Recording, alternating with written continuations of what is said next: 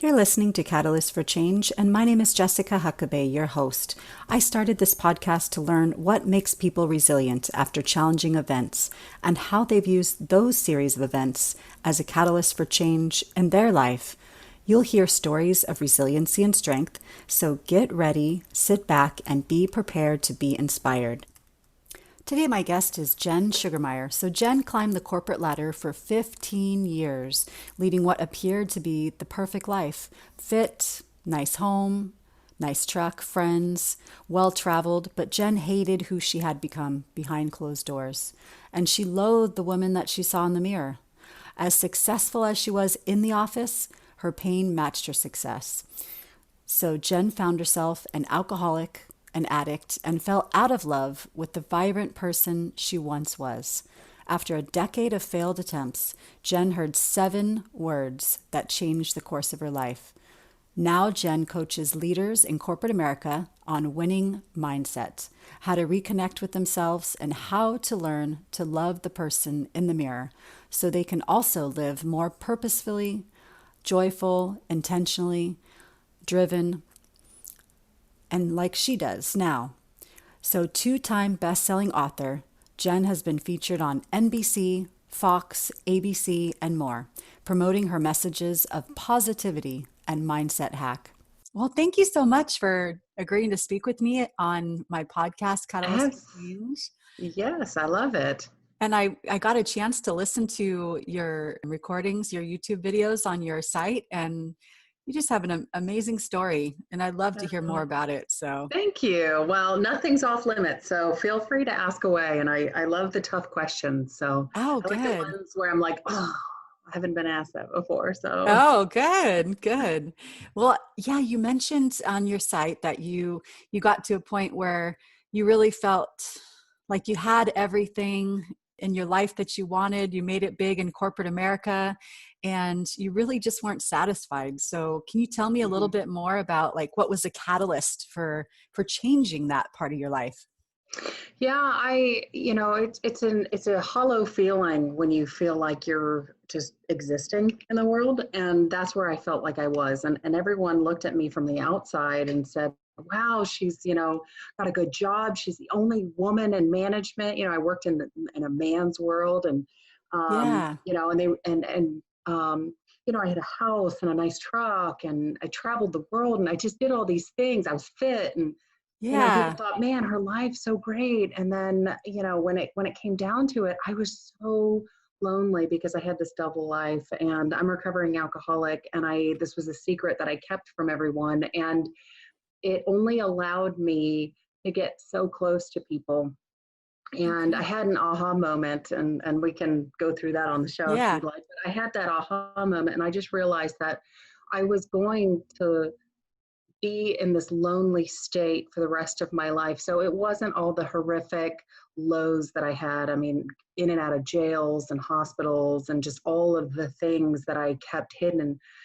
Those should have been aha moments, like up to my 5th time in jail, like, oh my gosh, not again, but it yeah. wasn't that. It was that, there's so much more to life and I wasn't enjoying it. I wasn't living it. I was existing it. And so if I ever wanted to satisfy that 5-year-old child that, was so eager and loved life that it was going to take an inward look instead of trying to do all these external things to get a handle on my life. So that's kind of the crux of, but the catalyst was I was dating a gentleman and he told me 7 words and that changed everything. And it was realizing that I was going to be alone. So that's that. Yeah. Hopefully that gives you some content to dig into, and Yeah. What are those 7 words?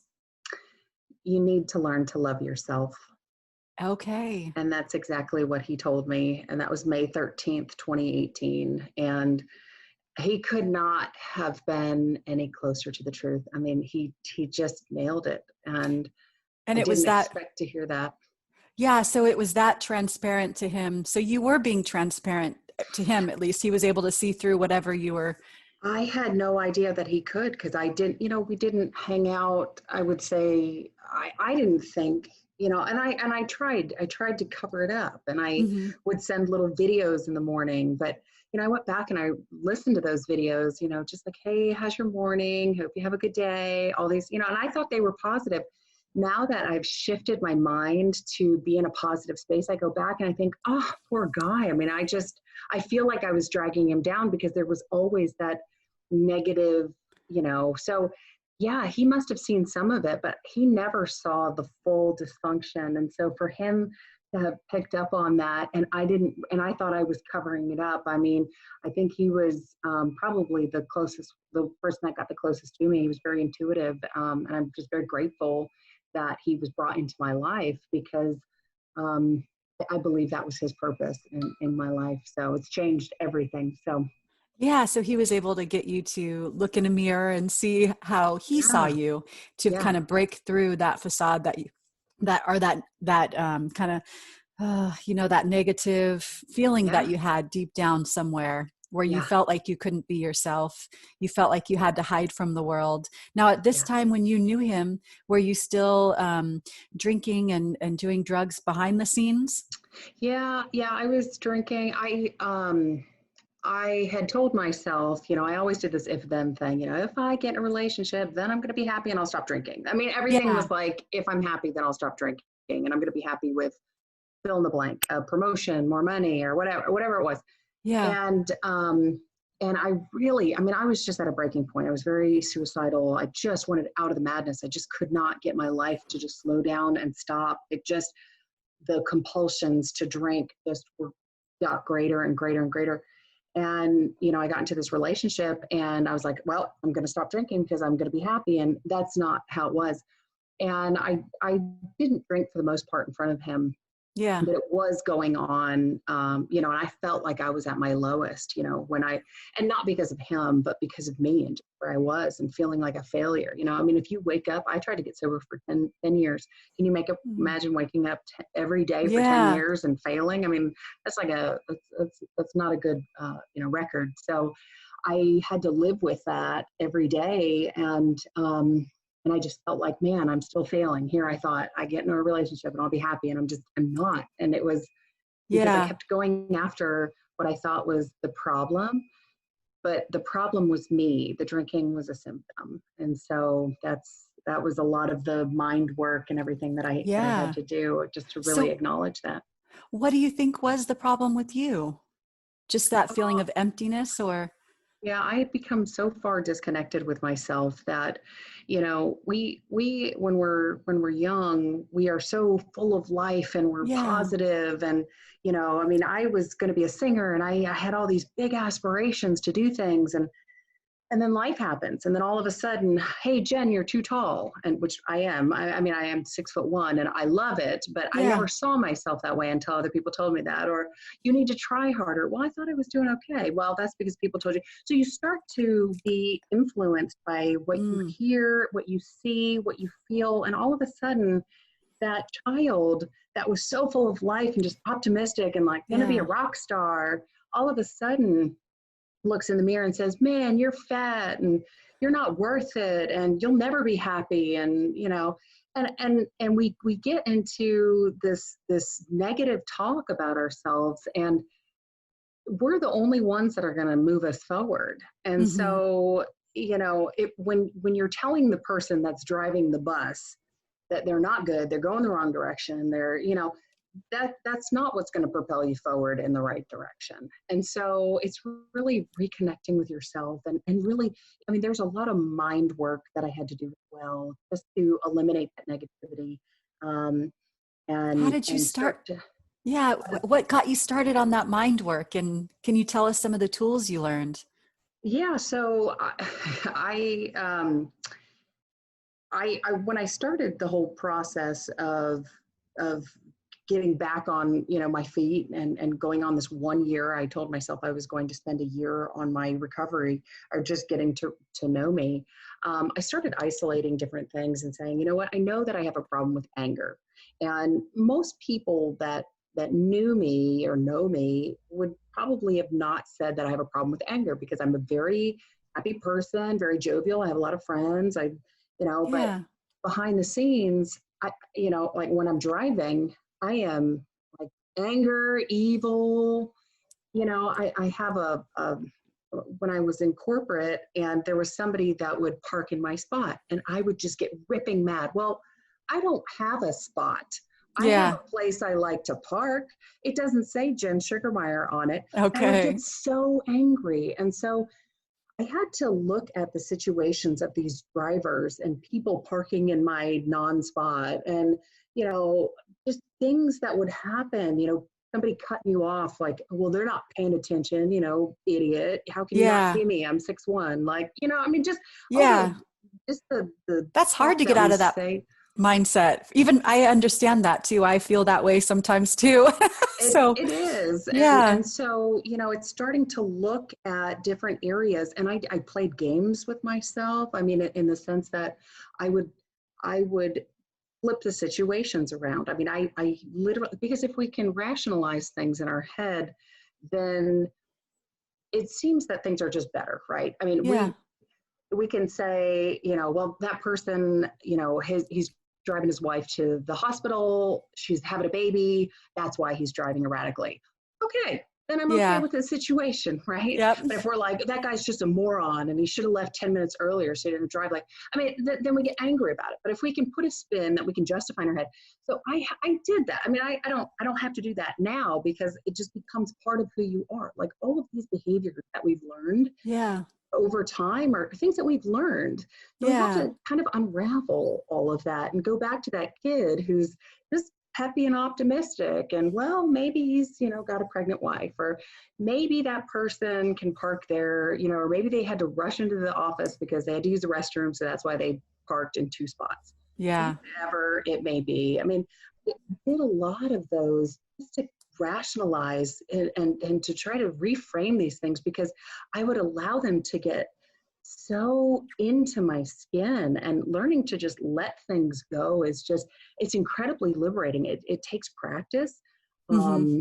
But the good news is that you can, and once you do, it just feels like this weight has come off, and then you can start filling your life with positivity. So once you've eradicated all of the negativity and the toxins, and this is people, places, things, ideologies, once you've gone through your life, you start to then fill it with positivity and purpose, and you're more at peace, your health, and I mean, so many amazing things. So Yeah. that was my toolbox. I mean, it was just kind of going through and looking at my life and saying, where are the areas that I'm not happy? And those are the areas that you have to start targeting. Like what behind the scenes, like what are those big things? Where am I not emitting, positivity, or where is that negativity coming from? And really just starting to get rid of everything that was toxic in my life. Yeah. So And where do you think that anger first came from? Because I know I have the same problems with driving and traffic. And where do you think that, in general, like that anger oh came from? yeah, Because you that's sounded good. like such a happy kid. And I was, I think some of that could be genetic, some of that could be learned behavior, some Okay. things that we've seen over time. Um, but it's like if you don't address cancer, cancer spreads, right? Yeah. And so once you start to get that negativity into your soul, it can, if you don't pay attention to it, that cancer is going to spread. Yeah. And so just over time, these things started to spread. And I think the more I got away, more disconnected I got from myself, the more space I allowed in my body for these negative things to creep up. So I think it was really a combination of a lot of things. And when I pinpoint in my life where things kind of moved and changed, I mean, our younger years are very important years for our Yeah. development. And if I could go back and tell myself one thing, just one thing, it would be to embrace how unique you are and just own it and love it. And for me, that's really, being 6 feet and 14 years old is and a female is, I was like a walking unicorn. It was tough. Yeah. I love it now. I'm 6'1". I wear heels. I'll drive a big truck. I Yeah. mean, here I am. I'll be 6'5" any day. I don't care. Yep.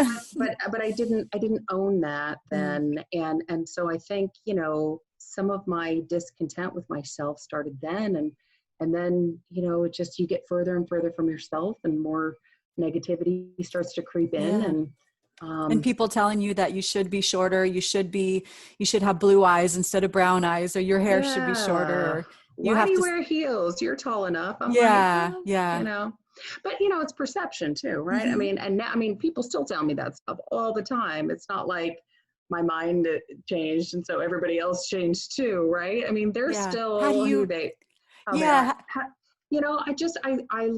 I have to look past what they're saying, and yeah, think, because again, it really is all perception. They're curious about me. I mean, honestly, I've traveled to 49 countries, and a lot of countries have never seen a very tall white woman. And I've yeah. had people come up and touch my skin. I've had people follow me on so many Wow. occasions. They want to come up and take pictures with me. They want, I mean, people are like, what is that? And I think it's amazing. I think it's incredible, right? So I can look at those and be like, man, they think I'm a freak. Or I can say, that's so incredible because my life is so much more enriched and I have hilarious stories. I mean, just Yeah. for days. And so I can say, man, they think I'm a freak because maybe deep down, that's how I see myself. Mm-hmm. Or I embrace the fact that, I am who I am. And my life has been enriched by these stories and these people. And so yeah, when they say things, it's like, okay, well, not everybody kind of thinks through things. And I realize that too. Like, not everybody has like, oh, did you think about that before you said it? Yeah. Like, no, they don't. And I bring it out of people. They just say things. I'm like, maybe you could have thought about that one, but that's okay because I'm really solid with who I am. Yeah. And maybe just educate them. Like, I wear heels because they're sexy. Yeah. Because it makes you feel good about yourself. You I like love them. them. Yeah, I like that. Simple as that. So Yep. yeah, it's No. all just how you see it. But yeah, I mean, people didn't change. My life didn't change a whole lot. I mean, and yet somehow everything improved, right? I mean, Yeah. all these things that I was really negative about, and but I had to make the changes, get rid of all the toxicity, so that was all gone, and then it's amazing how things improved. But a lot of those things I thought, man, I wish I had that, or I wish it just Yeah.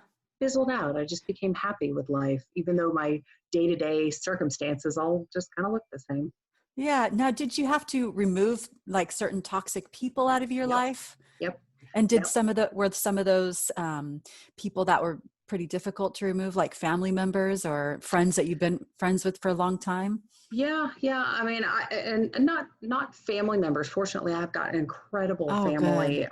In fact, me coming out and being as vocal as I have been, I think has really brought us closer because I think, again, I could only let people come in so close to me, and so Yeah. it certainly put up a wall between myself and my family, and so I think that's actually improved our relationship. But yeah, I had to look at a lot of people. And, one of the best things I did was look at who I considered friends. Yeah. And maybe they were acquaintances. And Hmm. when I moved them into the acquaintance bucket in my head, Yeah.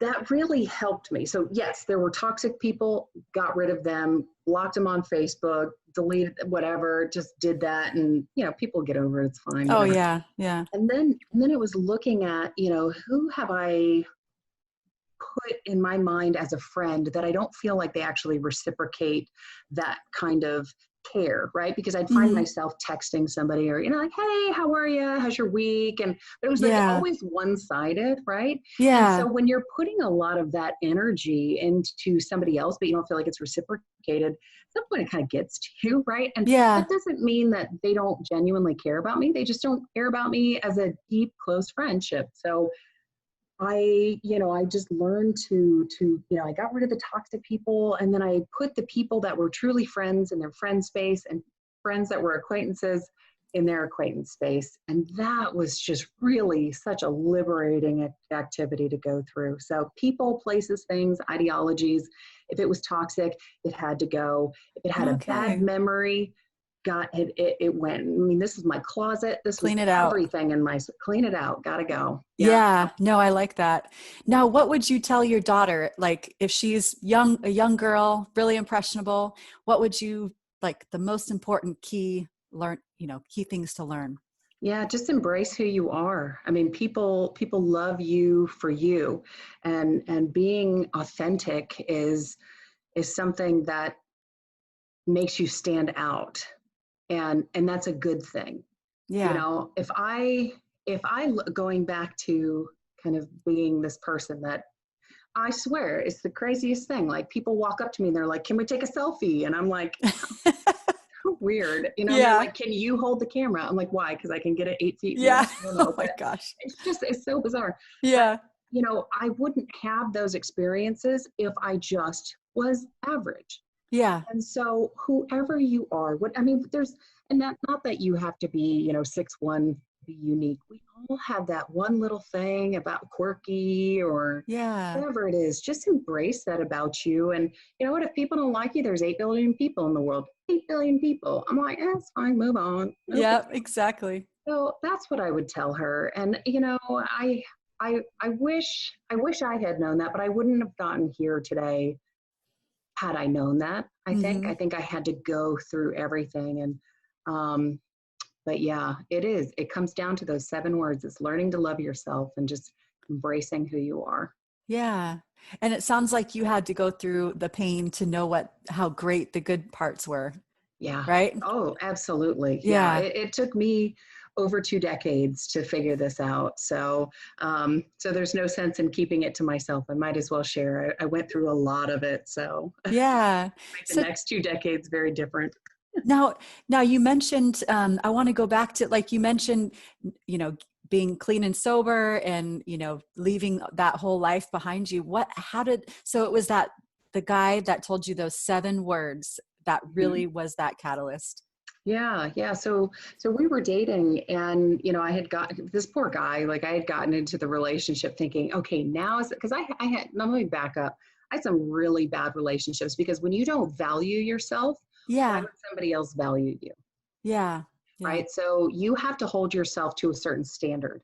And I definitely learned through this process about, you get back what you put out, right? Yeah. And there's energies and vibrations, and they connect and they click. Well, Yeah. I was at such a low vibration, that's what I was attracting. Attracting. Yeah. And I found myself in physically abusive relationships where I went to work with black eyes. I mean, Mm. things got very, very dark in my world. And Yeah. so I shied away from dating because just really was striking out. I mean, it was terrible, terrible, terrible experiences.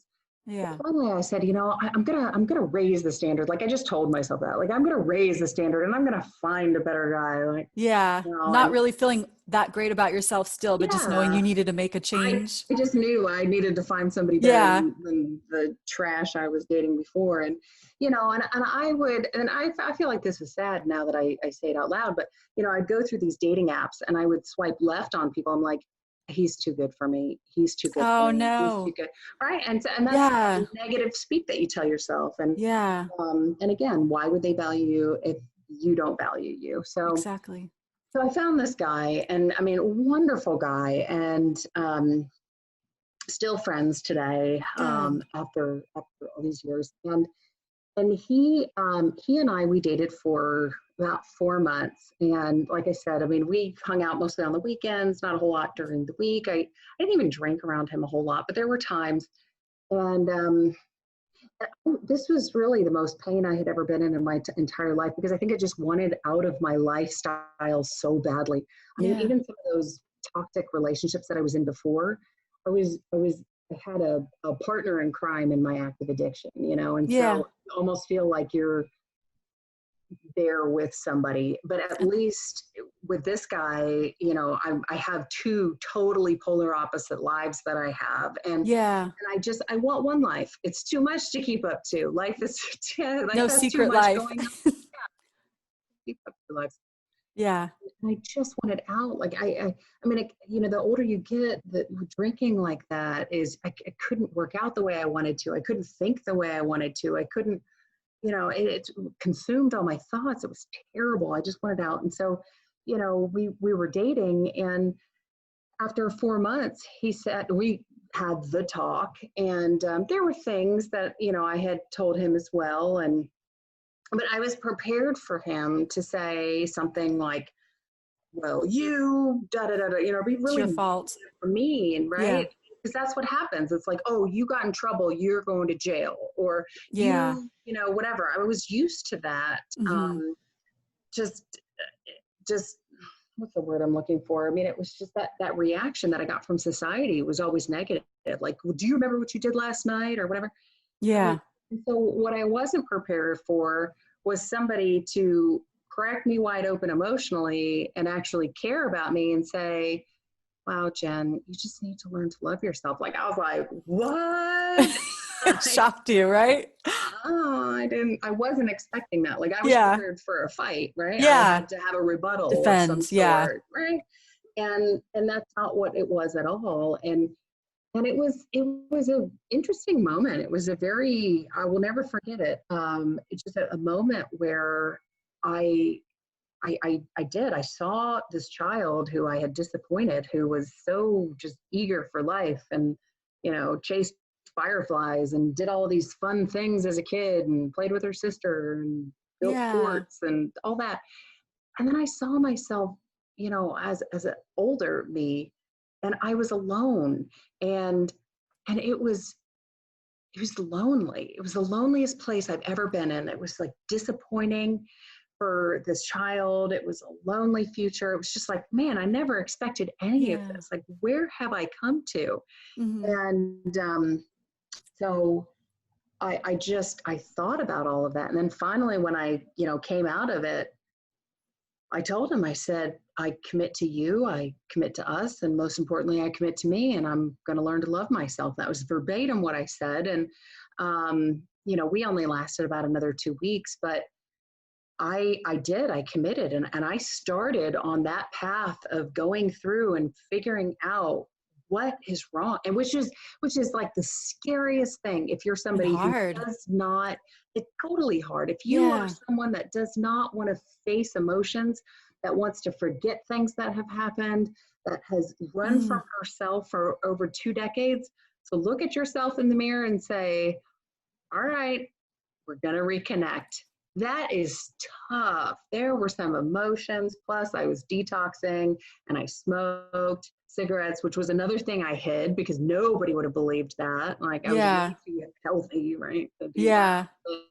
But yeah, I mean, I just, it was the most incredible thing he could have said because it just launched me into this whole nother me and exploration. And as scary as it was looking at myself, I did it and it actually was enjoyable. And how long was that process? Did Well, that take you a while to get through that? Recognizing all the things you wanted to change and yeah. so after about, so there were some things I started to see immediately. And just little, just like it just felt like layers were shedding Yeah. and weight was being lifted, and I could feel that along the way, but I really had to be diligent. And I would encourage anybody, who's feels like they're stuck and they're not getting that result, like, I went to the gym once, why don't I have a six pack? Well, Yeah. that's because you have to keep going, right? And just don't give Yeah. up on the process or yourself, because it takes time. And honestly, it was about 7 or 8 months in, and I realized that I was sort of working a program. I was doing all these different things, and some things worked, some things didn't. And I said, and I was talking with a few different people, and I said, man, they said, man, we've seen so much change. I said, yeah, and then this is so great. I feel this is the best I've ever felt. I mean, I can't believe this. I never could get past like 2 days of not drinking. I mean, I think one Yeah. one time I made it like 2 months, and that was such a big deal. And now here, my whole life has changed, the way I look at things. And Yeah. anyway, and I had thought about writing a book, and I ran it by a couple people, and they said, you should, because there are so many people that are out there that are just like you, that worked in corporate America, that were too afraid to raise their hand and say, you know what, I have poor mental health and I need some help, and for Yeah. fear of losing everything. And or just people that, and I'm not talking about drinking specifically, these are just people that life has piled on them. We're Yeah. all, we've had decades for life to just dump on us, and Yeah. that can come in different forms. And so after about 7 or 8 months is really when I started thinking about writing my book, because that's when I started seeing some of the biggest changes that were happening. So yeah, it takes time. Don't expect to see, you will see quick results and you'll start to see things change. But it was then that I realized that I want to write a book for others, but I said I would not start writing until a year, because I told myself on May 13th that 1 year I give myself, and I wanted to make sure that I really, the dust had settled, because I was going through a lot of emotional changes, physical changes, good Lord, physical changes. Um, Yeah. there were, I mean, it just, my brain was remapping, because, I was learning to look at things more positively. I had taken the alcohol out. I had taken the nicotine out. I mean, everything was just Wow. completely changed. And so I didn't want to just start helping others, because I like, I need Yeah. to give it some time. And so, but yeah, I would say a good 7 or 8 months is when I really Started felt feeling it. like I think I'm a totally different person. The same person, but Yeah. like That's 2.0, amazing. like my new, improved, Yeah. like, awesome me. Yeah. So tell me about what you're doing now. So I am coaching now. Okay. I help women in leadership mostly, that just like me, that had become disconnected with themselves in some capacity. And we work the reset program. So I've trademarked reset, and that stands for recognize, eliminate, structure, elevate, and transform. And within those 5 steps, you can reset your entire life, whatever it is that you're working on. But it's learning a lot of the same concepts or the exact same concepts that I had gone through. And so we do a lot of mindset work and all that. So yeah, I do one-on-one coaching. I have 2 books that have come out, and one is called Reset. That was my first book, and I wrote. There was a chapter in Reset. One of the topics that I talk about in the step on structure Yeah. is standards and boundaries. And I knew when I was writing about them that boundaries was, even though I had put boundaries in my life, it was something I had only scratched the surface. And I ended up writing an entire book on boundaries. It's called Defining Your Boundaries. And it's on, it's on Audible as well. So it's paperback, ebook, and Audible. That was Nice. fun. Um, but, that is excellent for, taking that right into the office. I've had, people have told me they've given it to their staff. I'm real pleased with how that came out. And I'm working on, so one-on-one coaching and my writing, and I'm working on an online program so that people can go out. And I always encourage one-on-one. I think there's a lot of value there, but Yeah. I also plan on getting an online program as well that people can work. And I'd like to get a podcast up by the beginning of 2021. So those Nice. are, yeah, so a lot of different things happening. Yeah. All But there does positive, need to be, wonderful things. yeah, Yeah. it feels good to put that back into the world, and helping Yeah. people, and just watching them have those aha moments. And yeah, it's incredible. So lots to Yeah. keep you busy. Life is good. It gets better every day. That's good. And so can you think of anything we may not have touched on yet? Oh wow. And I'll make sure to have your book links in our show notes too. Yeah. The cool thing about having a last name like Sugermeyer is I'm the only Jen Sugermeyer. So as long as you spell sugar with an E, like Yeah. hooked on phonics, sugar with an E, yeah, jensugarmeyer.com, and you can find me all over. I think we've really touched on a whole lot. One thing that's really been weighing on me. And I posted about it the other day. And so I'll just share this with your audience because I Yeah. just think it's such a good, positive, uplifting thing to leave with. But, I used to look at life and say that was a failure, right? And I would look at certain things if they didn't happen the way that I thought that they would, right?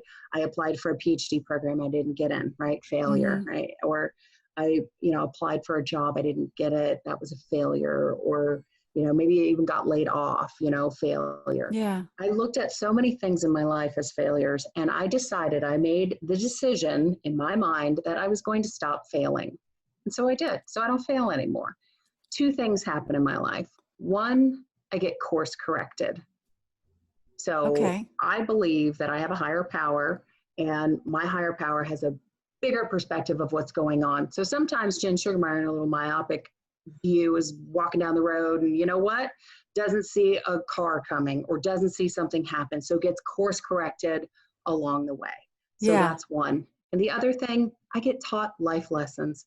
So I have to look at these things in my life and I have to seek out what has happened that I can learn from and either do again or don't do again. So I stopped failing. So that was a good thing. So I think if I Yeah. could, impart one mindset thing that you can walk away with, you can stop failing. You can make that decision today. Yeah. And I just, you're being course corrected or you're learning, and that's it. It's not failing. So Yep. I really I like believe that. it. Yeah, I like that one. So, Excellent. well, thank you so much for talking to me on my show, and I'll make sure to have all your contact details in the show notes. And I really look forward to getting that book. Boundaries is a big one for me, I'm always working on boundary stuff. So I'll probably Yeah. really appreciate that book. Well, it's on Audible, so I made it nice and easy, and I Oh, thank recorded you. it, so Oh, good. We get to hear your voice. That's yeah, nice. super interesting. So, but Okay. yeah, but And thanks for having me on the show. I look forward to hearing about your podcast when it comes out. You've been listening to Catalyst for Change, and my name is Jessica Huckabee, your host. Join us next week for another story of resiliency. And please subscribe wherever you listen to your podcasts, and feel free to leave me a comment or email me at catalystforchange20@gmail.com, or on Facebook, we have a page at Catalyst for Change Resiliency.